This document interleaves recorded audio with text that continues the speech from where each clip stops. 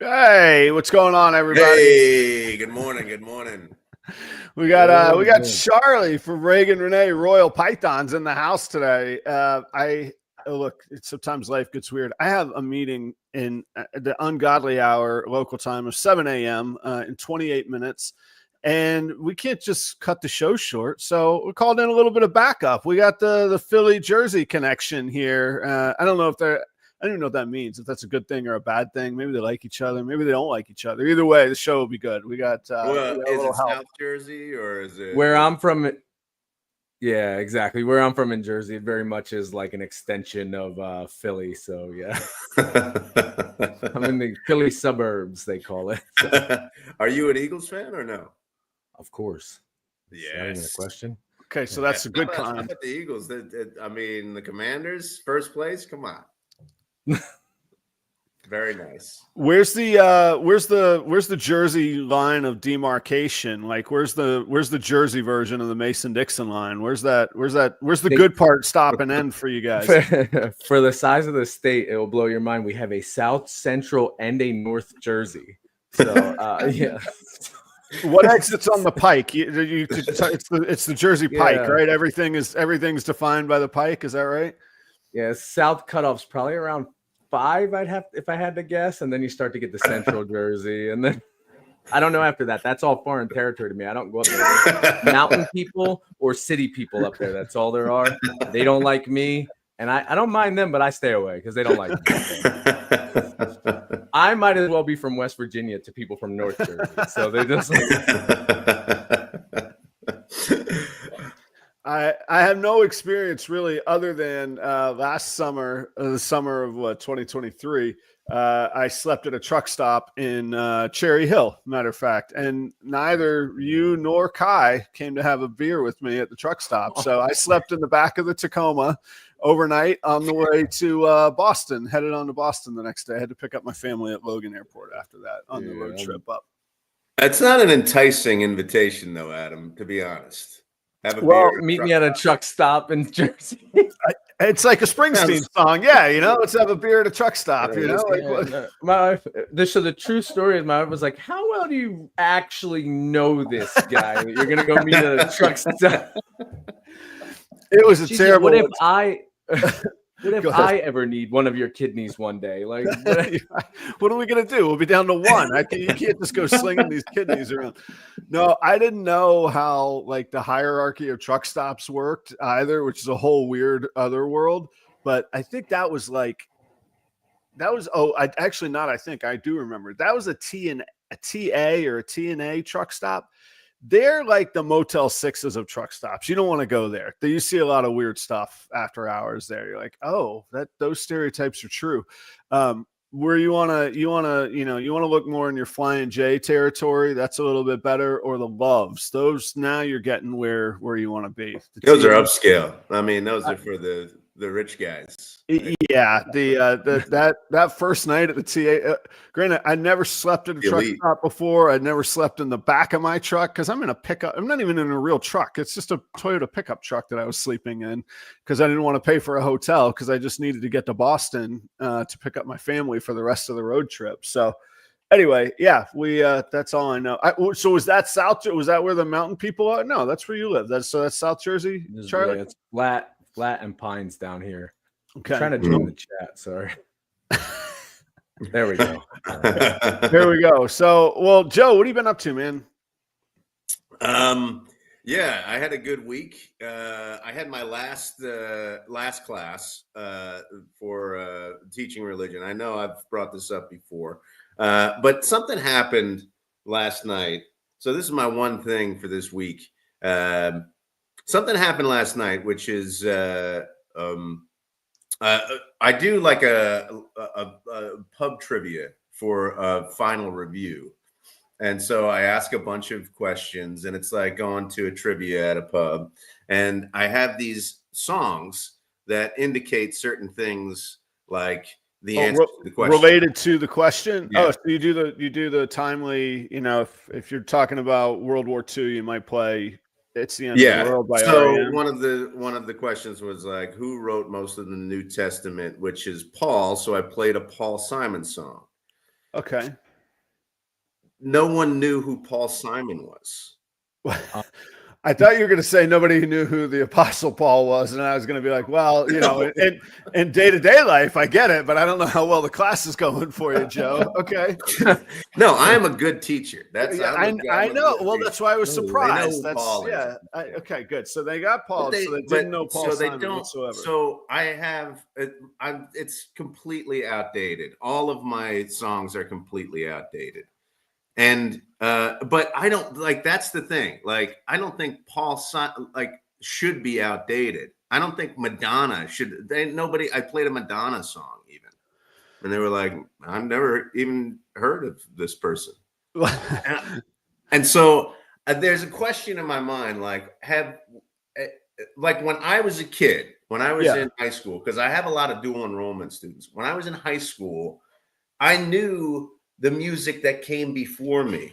I knew the music of the 70s, the 60s, and the 50s even. But seems to be aged out. It seems to be the only music that they know is music that is coming out in the last 5 to 10 years. Well, I thought some about this. Here's how we're going to feel really old, Joe. In 1998, 30 years earlier, was 68. Paul Simon was just coming on the scene. Now, that's another 25 years on top of that. You didn't know what was going on 60 years before.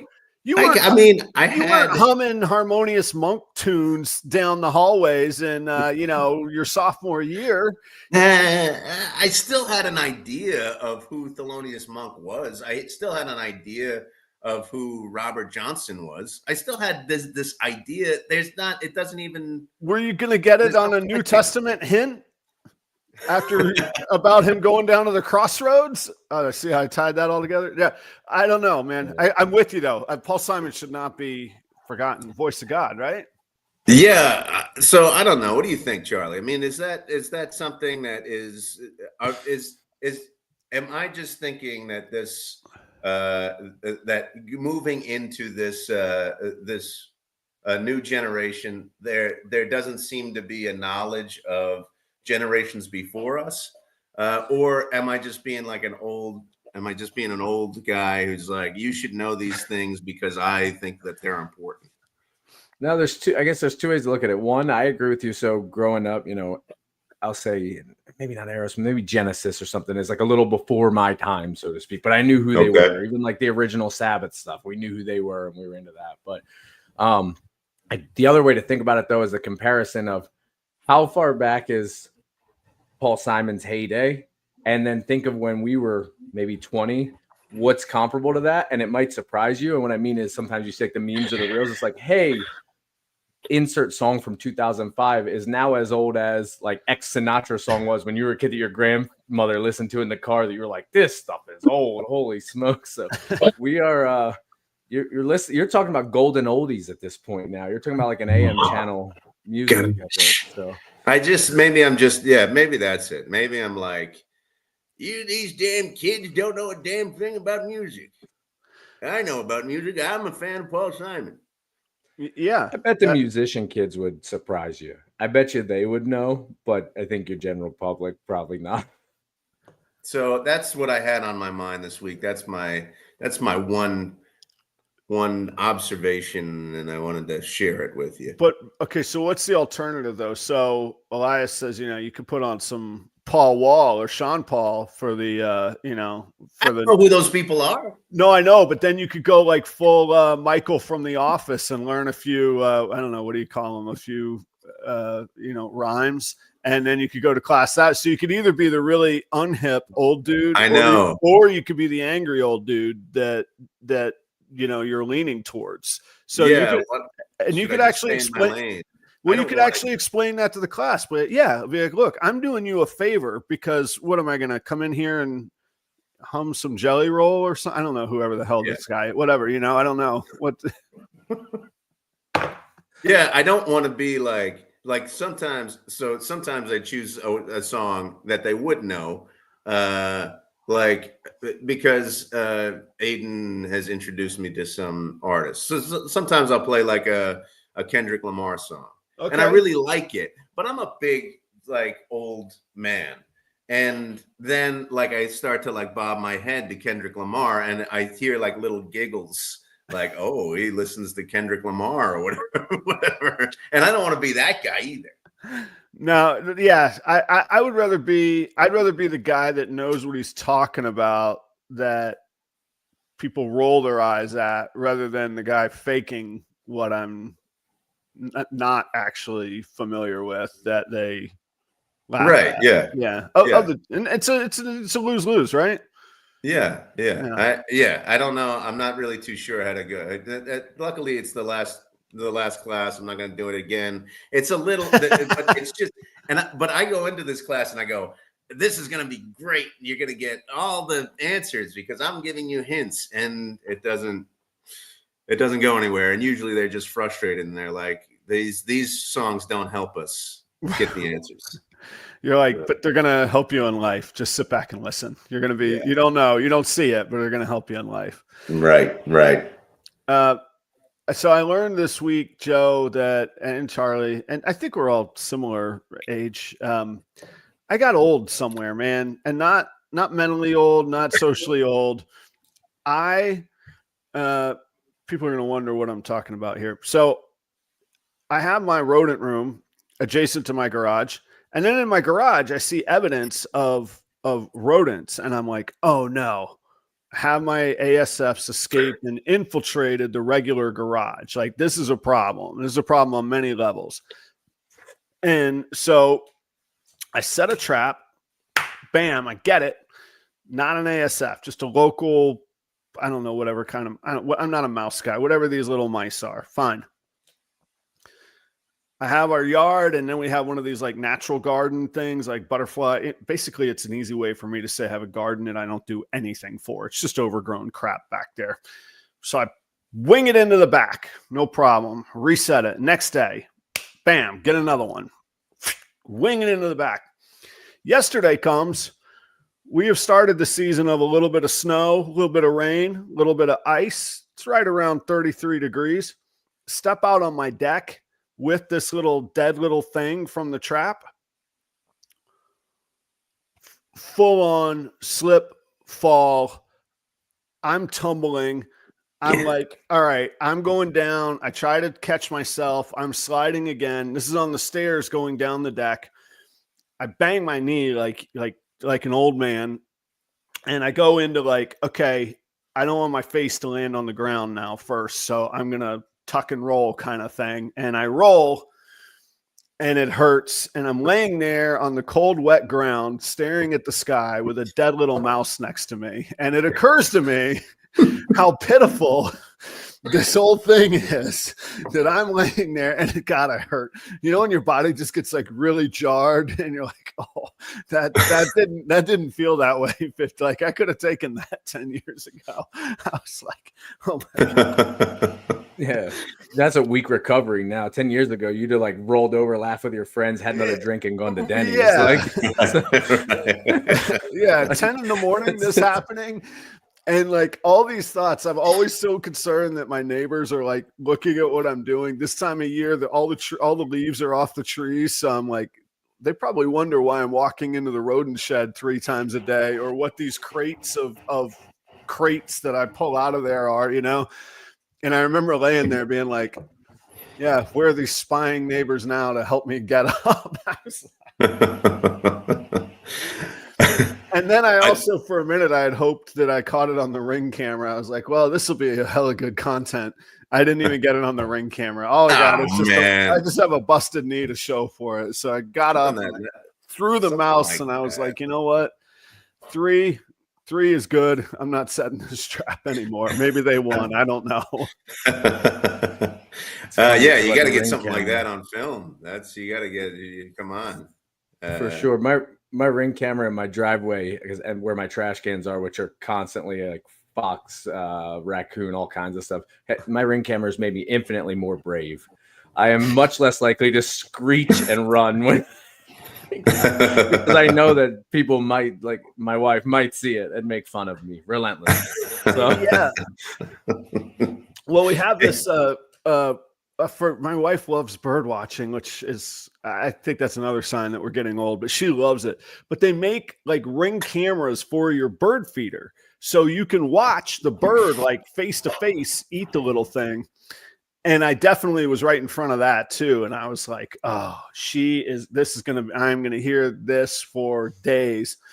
And I was like, did you catch that fall today? She's like, no, I see you throwing stuff out there to the garden. I don't want to know what that is though. I'm like, no, you don't. But I didn't get the tumble on that. I have no record of the tumble other than the busted knee.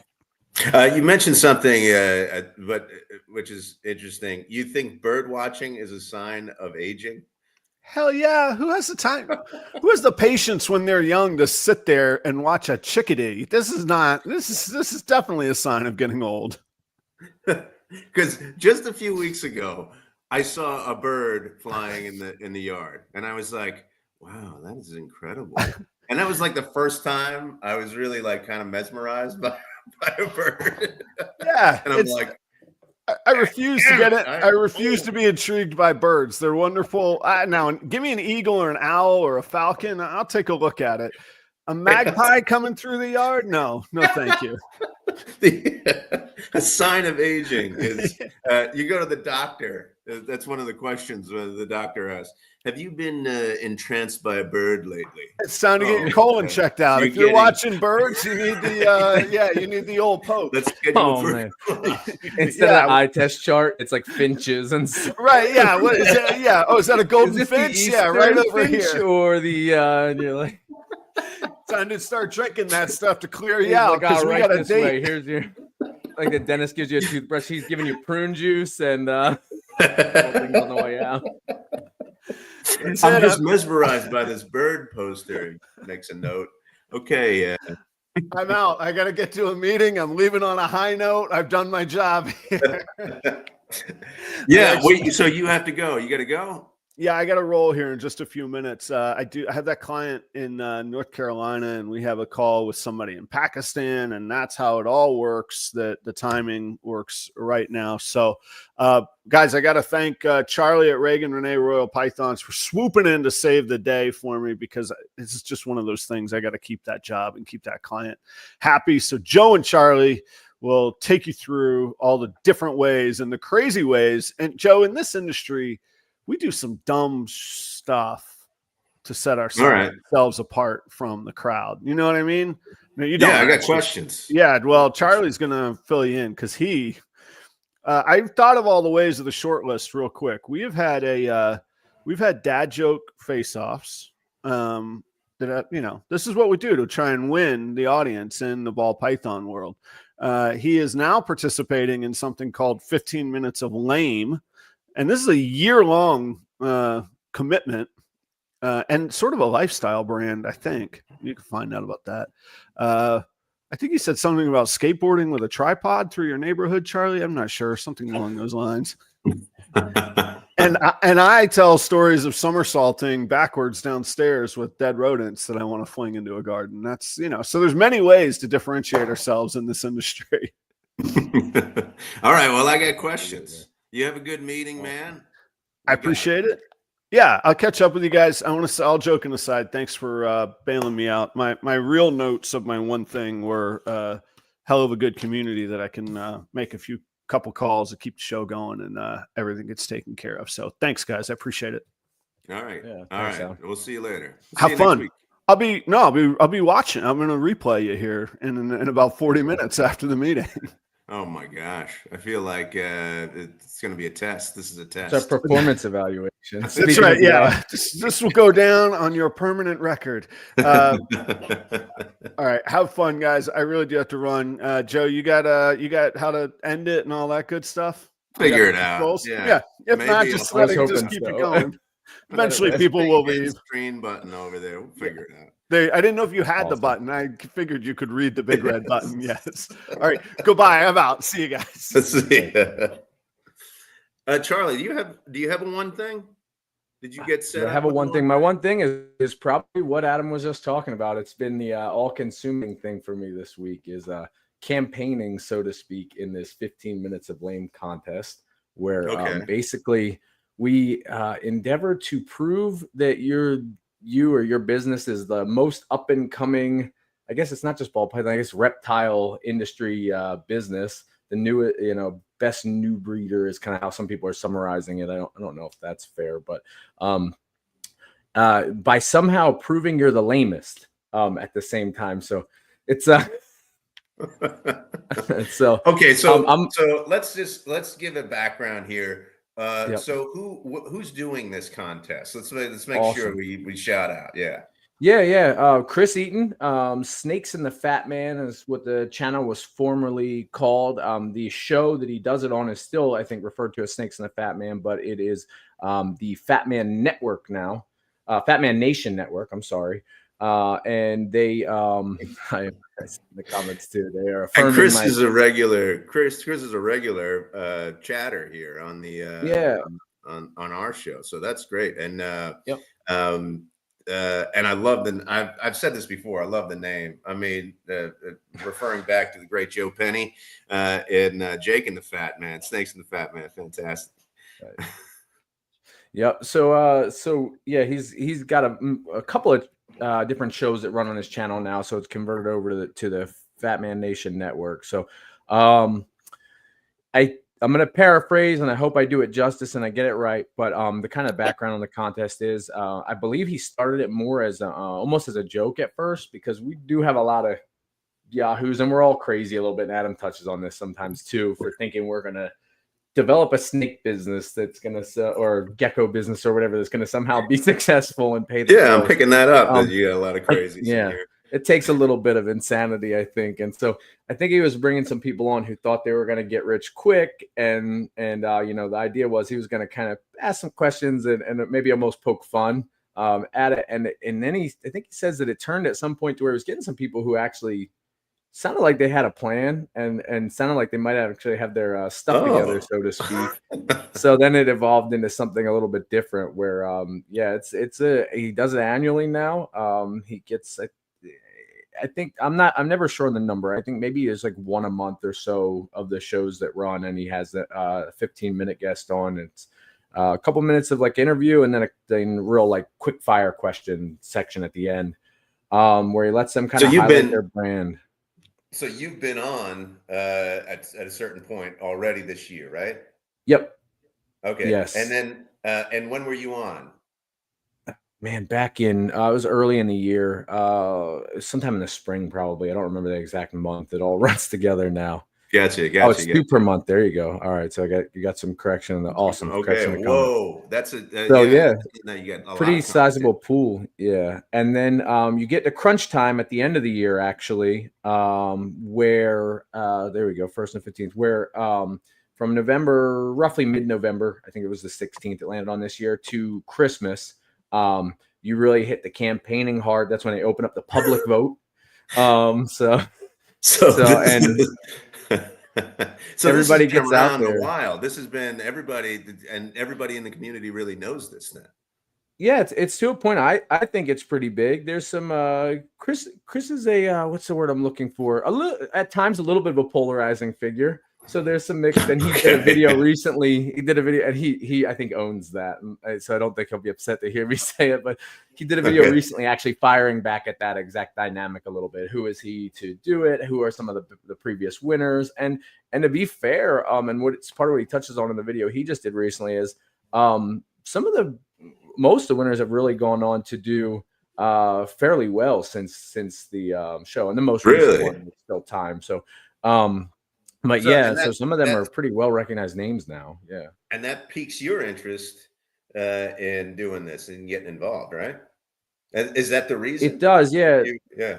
Yes, well, some people I was communicating with pretty regularly at a time. I had started to talk to them when they went into their year, Leviathan Snakes, and they were shooting some really fun videos and stuff. And that's really more the time. No offense to the previous contestants, that's really more the time when I found out about it. I went back and watched a lot of content from the other 2 seasons, but I think the third I think was Leviathan Snakes, and that's kind of where I really became more kind of aware and watching and following what was going on in the contest. Yeah.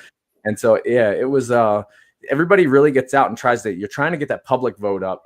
So, and also let the judges see that you're out there and you're able to produce good content. You show your animals and stuff as well. There's a component to that too. Yeah. So what is the criteria then for this, this contest? Yeah, I think there's a couple of things they look at. I think they're looking at kind of your interview, right, and how your kind of answers and does your plan sound there. There's the public vote, so how well you're able to engage kind of, I guess, the industry or community and get them rallied behind you. I'm told the judges will kind of peek at your collection, so post a lot of content of like some of your best quality animals and some of your projects, so they can look to say, hey, does this look like this person has trajectory, right? Like they're going to be around a while. In all, it seems like, and again, I'm hoping I'm doing it justice, they're trying to look to see, is this person going to represent the contest, the industry well, and be around for a while and go on to do some things in the industry. So I think that's generally what they're looking for. So this is all, and it all has to do with relating to our theme of the day, which is how to stand out. This is a contest that has definitely gained popularity over the last few years. And it's something that definitely draws attention to Fat Man Nation. And then it's a way as well for you to make sure that you're getting out there and standing out. And finding these types of things. So what are you doing to stand out in terms of this contest? And what have you done in the past to stand out in the industry? Yeah. So, what am I doing? A lot of, and I'm getting comments and jokes about looking tired in the chat and stuff like that. I've become an overnight film editor all of a sudden on the night of November 15th. I had to download film editing software and learn to edit and stuff like that. So, a lot of it.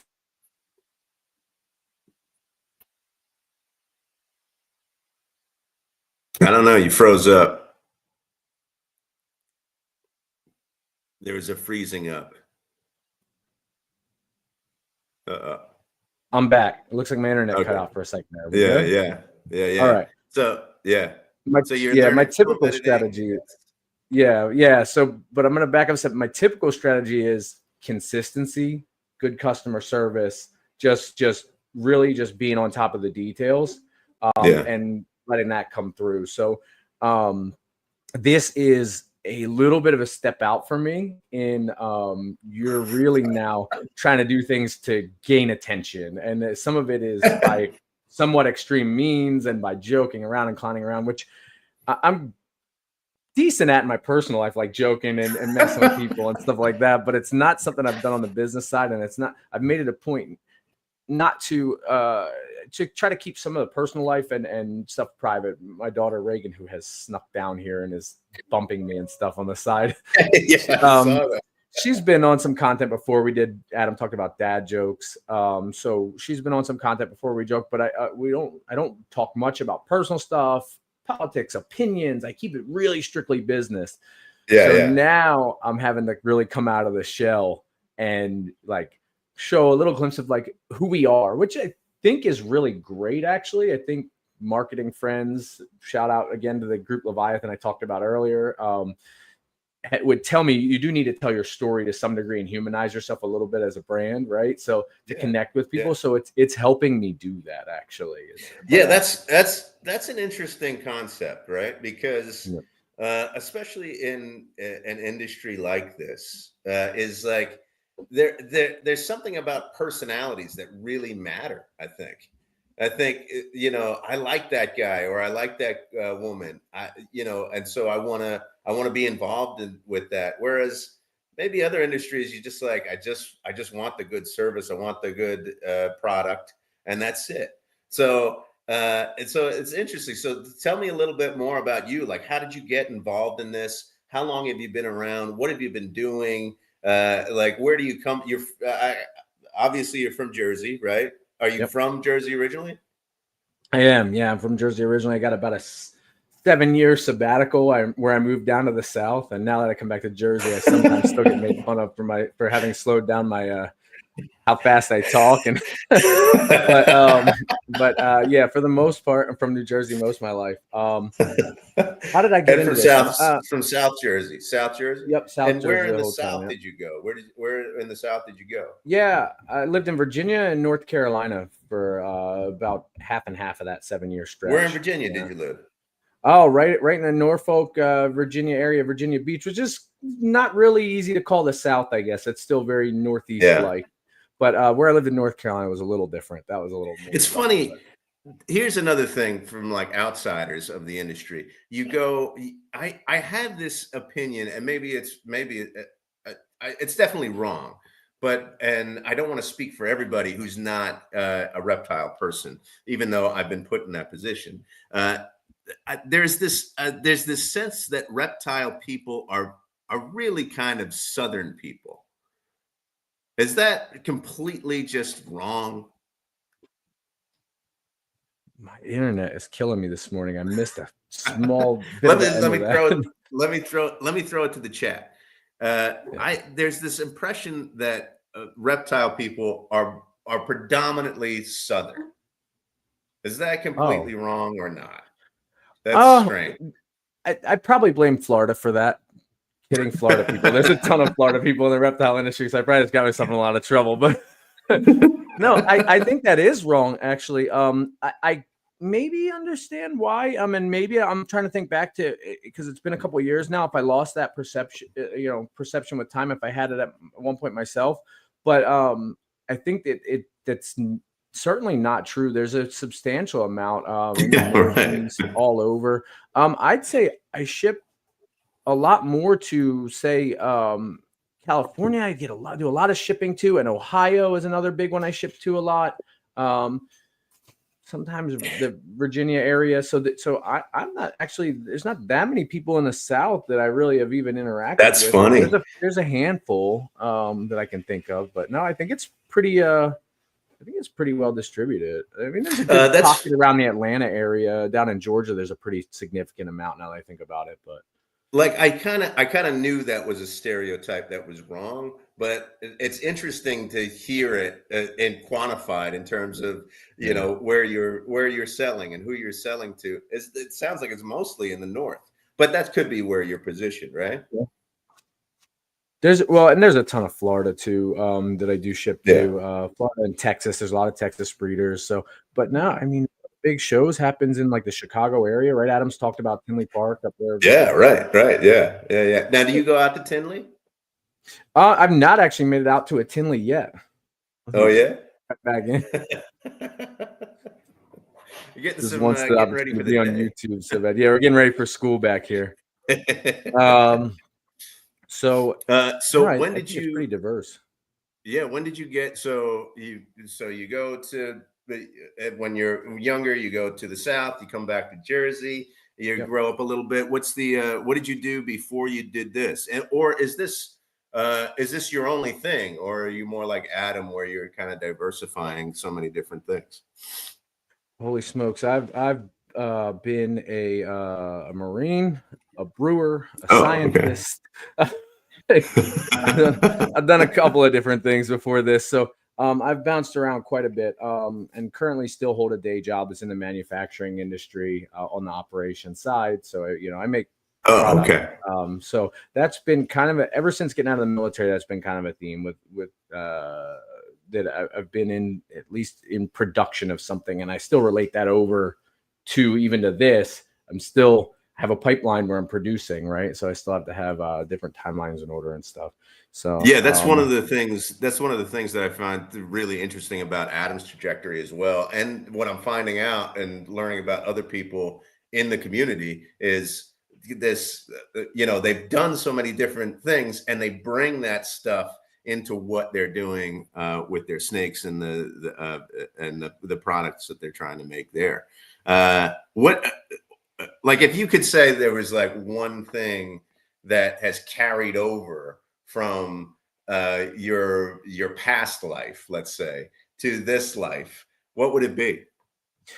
Oh man, and that's what I was talking about earlier when I'd say most of my bread and butter has just been in consistency, not really as much doing anything to differentiate and as a gimmick, just hoping that the fact that I'm consistent and disciplined and rigorous kind of shows through, and maybe is a differentiator in itself, right? Maybe not everybody's as on top of the details.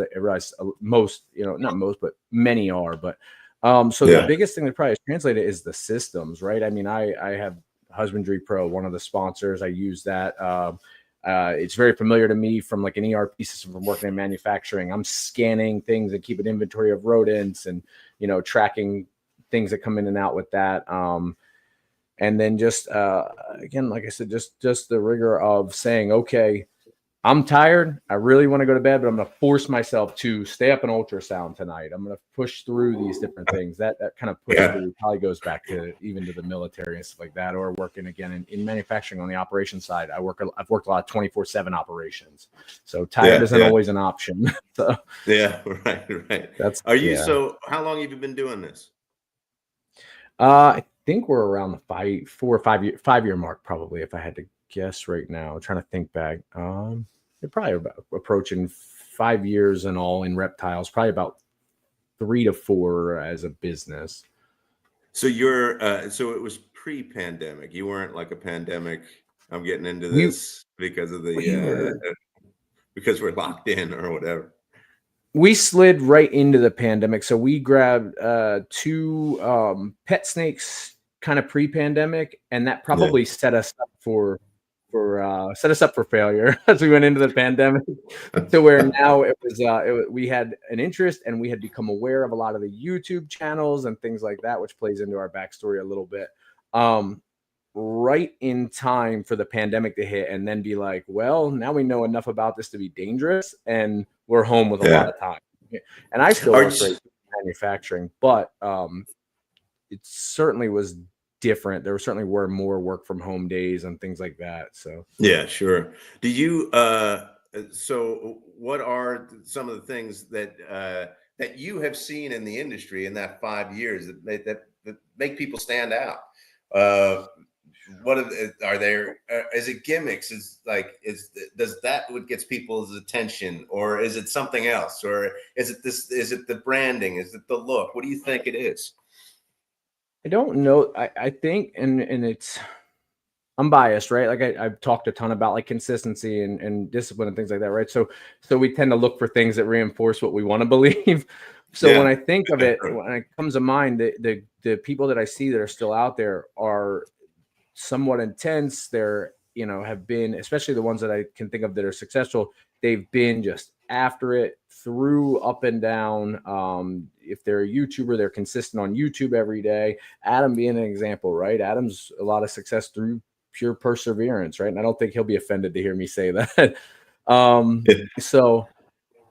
then when I think of some of the other big ones, right, they're pretty routine. If you look at like Canova, who's I think the sponsor of the contest that Chris runs, the 15 minutes, there's Thursday for a long time. There was a pattern I could pick up where there was Thursday animal drops and certain video drops certain days. And it was very lockstep. So I do think that tends to prevail more than gimmicks. Gimmicks can help, garner you flashes of attention, help you kick off a sale. That can help inject money into the business and keep you going through a tough period. But I don't think you can build your whole thing necessarily on a gimmick. Sure. Yeah. Off. And you also lose steam. I mean, as I'm seeing through this contest, just trying to constantly generate like ideas that are truly funny and done well in a way that translates, and to learn all the little social media skills to do that. That's a job in and of itself. It takes a lot of time. I bet it takes a lot of time, just like video editing. You gotta figure out how to edit a video now. We got this from Polk County Pythons. So what is this? What's happening? Blueberry farming business? What's this? This is a South Jersey, probably being relatable to West Virginia joke. And what I mean is, so when we talk, so this is a friend of mine from Arkansas, truly from the South. Okay. And so I explained to him explained to him at least once on how where I'm at in Jersey might seem like, you know, I might as well be New York to him, lower New York. I think he affectionately refers to me as sometimes.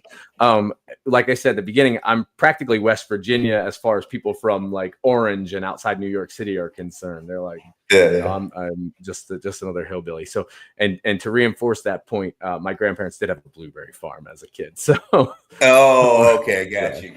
Yeah. So, yeah, that's what that's all about. I did very little on the farm, know very little about it. It wasn't like a major theme through my upbringing, but it was, so. There was at one point, there was a family farm and stuff like that. So, and certainly not designer blueberry genetics or anything. You weren't doing Punnett squares and trying to figure out which. These are slightly more sweet. Genes you can, I don't think it works that way. No, so, so you have Reagan there, huh? Yes. Does Reagan want to say hi to everybody? Say hi. She can't quite hear because of the ear. You just saying hi real quiet now? You're gonna play shy? You've been trying to creep in the whole time. And this is the namesake of your company, right? Yeah, and very much the part of the inspiration for it. So to talk a little more on backstory and how we got into it. Like I said, we got going just before the pandemic. 2 pet corn snakes actually. And she got very into Snake Discovery, who Adam had on Tuesday night. Huge influence for us. And then also Billy from Mutation Creation, I think who's his business associated with Husbandry.pro. She got pretty into those videos, and it caught my eye as well because it was like, you know, I had one pet ball python, you know, in my teenage years, and didn't know that we had all these colors and patterns and stuff now. So when she started watching the videos, Snake Discovery is very captivating for kids. And the whole thing, I noticed there's a parallel to like they do blind bag toys now on everything. And the egg hatching is very much the same thing.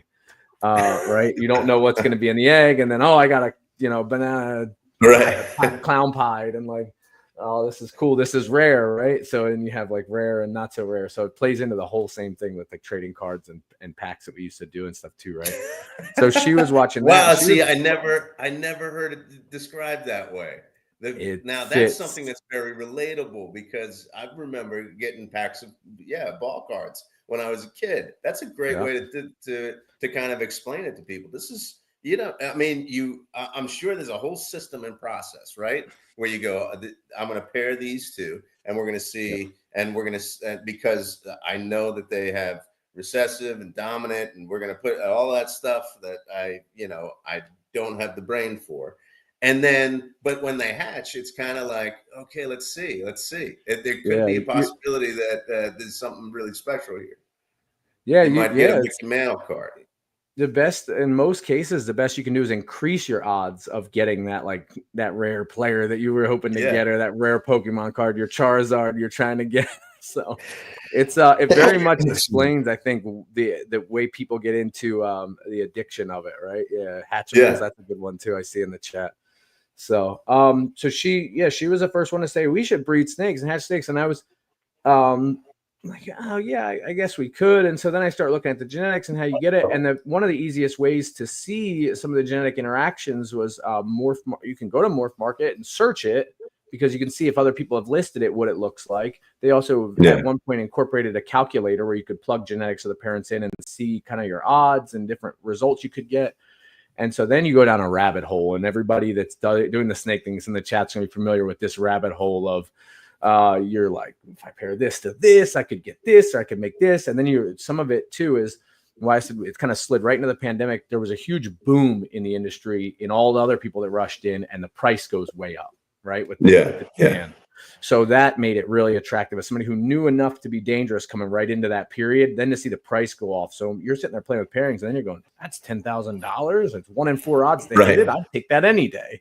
Yeah, right. So that you know, it definitely is a part of. So where there's and this is the greatest question from anybody who's not a snake person or reptile person is why are you doing this? And so what I'm hearing is that first of all, there's kind of this fun, suspenseful. There's a system to it. There's a process, and you work on that process, and then there's kind of like this suspenseful process of trying to.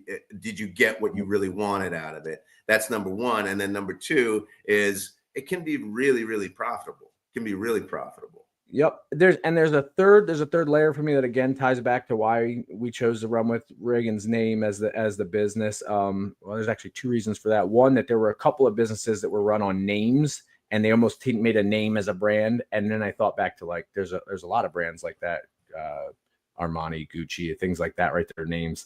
So it was nice and clean for me. The other element was when she had expressed an interest, having been a chemist for a while, a scientist. There's an element of science to it that we could do together. And then also the ability to, I've always kind of been interested in being an entrepreneur. I've worked for other people my whole life and still do, but also it's not something they teach. And it was something I was having to really go out and try to learn for myself. And it's not as easy to get the information as you'd hope. Now with social media, it's gotten really so much easier, but for a long time, it wasn't easy to find out how do you even endeavor to start your own business and things. So it was a good opportunity for me maybe to show her some like skills around discipline and consistency and things like that, and the work that goes into getting the result we want, but then also some entrepreneurial skills and stuff that maybe she can grow up learning and stuff as well. So there was a personal piece to that to me as well. Yeah. So. Yeah. That's incredible. So the people that I've talked to, Adam, whatever, and other folks, that's the first time it's like, oh, I'm going to use this as an educational endeavor for my family. That's really cool. I mean, I dare say lame. It is fair enough. We got a question. What do you think makes this contest really fun? And why do you think it's great for the community? That's from Jerry. I think, on the community side, and I found myself using the word industry a lot more than community because, again, being very business oriented on it, but I found myself slipping, and it's not a bad thing, and using the word community a lot more lately. And I think so he kind of right there in the question has what I'd say the answer. I think that to some degree, and like I said, it's some polarizing, and some people say, well, who are they to pick who the best breeder is? I don't want to get into all that, but there is within the people in it, within the people who have been in it, it is, and then even people who are viewing, who are interested, who think it's fun, who haven't been involved or haven't been involved yet. I do think there's a lot. There's a group chat, and we're bouncing ideas off each other. A lot of our videos, if you go through and check the reels, they're riffing off of each other. One person does something, and then it snowballed into the one was a workout video that happened that snowballed into like 3 or 4 of us now doing like response videos. So now we're like cutting wrestling promos on each other to steal some of Adam's thing, right? So I think it's showing, and like I said too, for me, it's forcing me out of my shell a little bit to humanize and relate a little more, and to show a little more into like things that I like, again, try to keep the back on how my mind works and what I find is funny and stuff like that. So I recorded a video, not sure if everyone picked up on it right away, but from the toilet this week. So, that's interesting. We're getting very personal now. Yeah, real personal. I mean, yes, you went from one end of the spectrum to the other. Because it's wide open now. Yeah. So, but I think it is forcing some banter and stuff, and it's very, very playful and very in good fun, and it's bringing, I think, to some degree, I hope, some positive attention instead of people focusing on this person sold this and this hat wasn't real and the things that people can get drawn into, or so-and-so ripped me off, which can happen in any industry. I don't think it happens anymore there's a little bit because of the way that they're shipped through the internet and some anonymity that there probably was a little bit more for a long time. Now there's a little more accountability. I don't think it happens necessarily a lot more than other industries. At least other animal breeding industries, but there's some drama that can come up, right? And so this is like all positive, fun focused, banter, stuff like that. And so why, and which makes me think, like, why would anybody really why would anybody criticize it? Like, okay, like, first of all, I want to ask the question, what's the criteria? But maybe that's a better question for Fat Man Nation, Chris. But what is, so like, but also, this is fun. It's about having fun. It's about bringing people together, I feel like. And that's what this question also indicates, is like, what makes this contest fun? It's not what makes this contest like the best and what makes it the highest echelon in the industry to decide who's the breeder of the year. It's what makes this contest fun. And then what you were saying, and what makes it great for the community, instead of, it's kind of actually doing what you're saying, the transition from creating, instead of having an industry, it's really creating a community where everybody's joking around, having fun, getting to know each other. That sounds fantastic. I don't understand why anybody would really want to criticize that. Oh, I think some of it plays to Chris doesn't hold back on opinions and stuff, and he can be controversial on some of his shows. So I think he might have just already had some people who just don't want to like things that he puts out. There's some element to that. I don't think that's unfair, and I don't think Chris will be offended by it. But right, so there's some element of that. Maybe there's some element of maybe a little bit of not getting in. I should be a part of it. I don't know.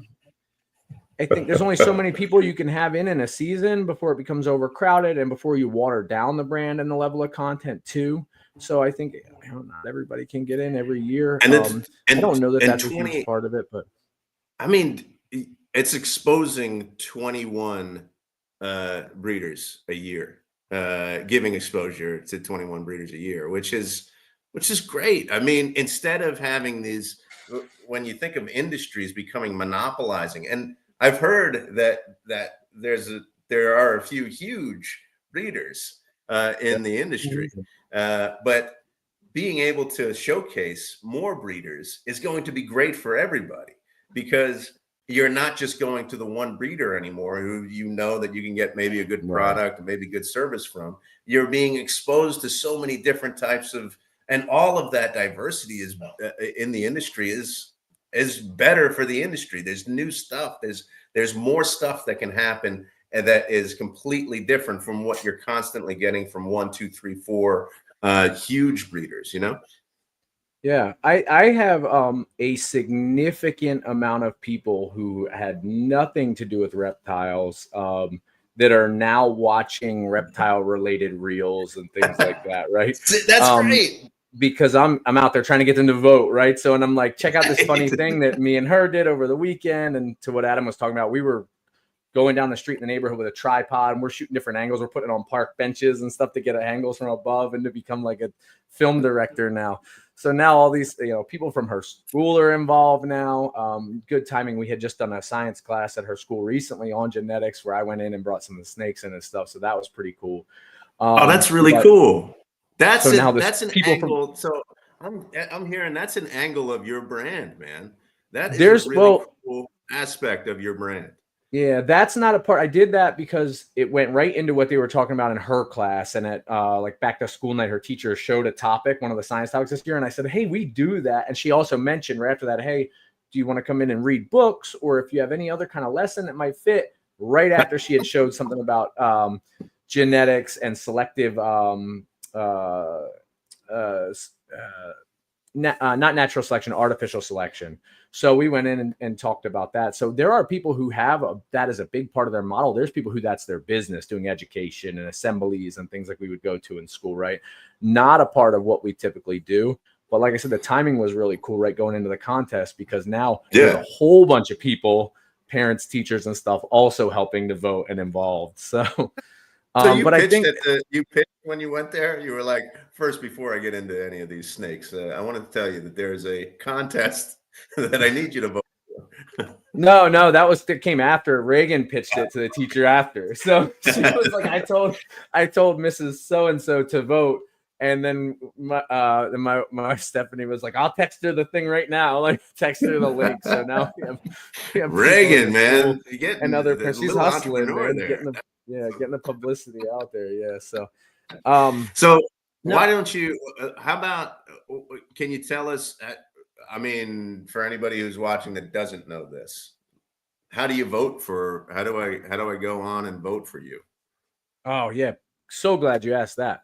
The Fatman Nation.com. Wait, let me get it. Let me make sure I'm 100% right.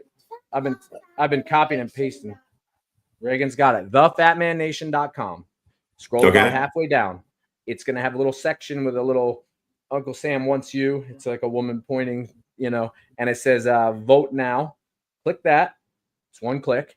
And then you scroll about halfway down and you're going to see my picture and you're going to see Reagan Renee Royal Charlie Ryan, Reagan Renee Royal Pythons episode number. And you're going to click that link right there. And that's how you vote. So okay, you're going to click that link, that specific one. I feel like, are we going to get sued because we're not offering equal time to other people? I don't know, but I may have paid for a spot on this show. Oh yes, which I didn't pay for today specifically. To be fair, this was months in advance of being involved in this. But and a shout out to Keith at Kreative Genetics, right? We probably want to hit everybody else before we wrap for sure. Definitely, I was just going to. I'll let you roll with that. Yeah. You probably have. I was going to say you probably have more information on this, but yes, we want to shout out to our sponsors. You've already mentioned husbandrypro.com. Yes, great for all of your content, getting your systems together. As Charlie mentioned, we've got Cold Blooded Cafe, a terrific partner who just provides the best food for our creatures. So get in touch and use the code proper11, 11% off one-time order. Go ahead and use that. We've got Reagan Renee, who's here. We've heard about him, and then Keith from Kreative Genetics, always a great partner and contributor to the show. We really appreciate all of our sponsors, and we want to thank them and encourage them to keep going, keep moving. How about you? Now we've only got a few minutes left. Is there any final advice for making yourself stand out, or any last pitch that you want to give for the lamest in the industry? No, on making yourself stand out. I mean, like I said, I do think that consistency matters, and being authentic matters. And I said earlier that I don't show a lot of the personal stuff, but I think when I do show stuff, I try to be genuine about it and not, a little bit of the videos we're doing right now, I'm stepping a little bit out just to be funny and comedic. But I think that hopefully that comes through. So I think that's it, right? I mean, my biggest thing is develop a plan and kind of just work it, right? And you have to come back and reassess it, and, obviously, to make sure that it's still working for you. Are you getting the result you want? If not, adjust. But I don't have like a magic bullet for. That's not my more operation side. It's not my bread and butter. But I'm kind of learning it right now.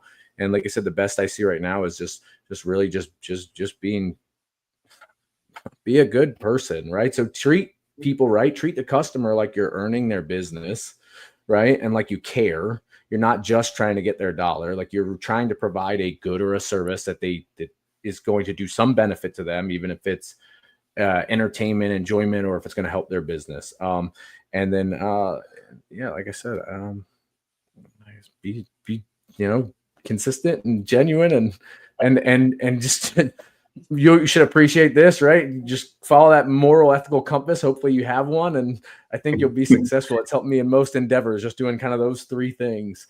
Have you so this thing that you've done, this contest that you've done, has helped you to kind of step out and show a little bit more of your personality, and be authentic in that personality.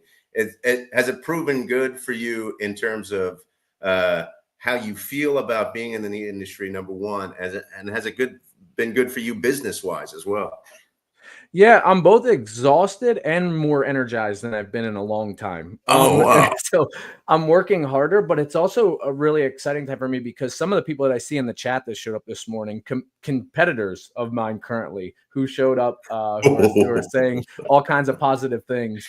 I'm talking to and interacting with more than I ever have. So I've got people that I'm making like a deeper connection with, that hopefully, if not for just to have somebody funny to chat with, that we enjoy each other's company. Yeah. We may get to a point where a lot of people I've met in the industry, we're bouncing business ideas and pairings and things. So, we may get to that. We may develop some of those same connections coming out of this too, which is cool to have those other people to look at ideas and get a second opinion on things.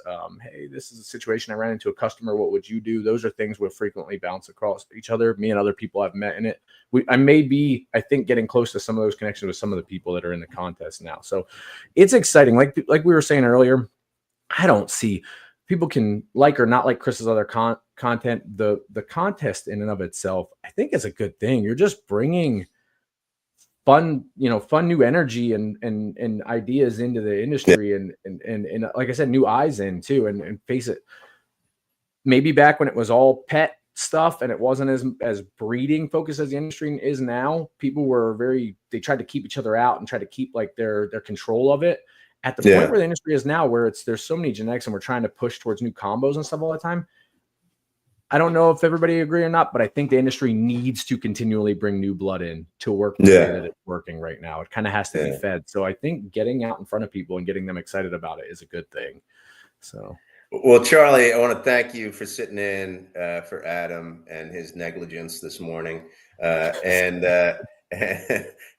Reagan, it's really nice to meet you, pal. You're the namesake, the inspiration of this great company. And please check out this Chris Eaton's thefatmannation.com. Vote for, my vote right now is for Charlie. But vote for whoever you think is best. Check out their content, get involved, because that's what's going to make this industry better and really turn it into a community. So fantastic. Thanks for the show, Charlie.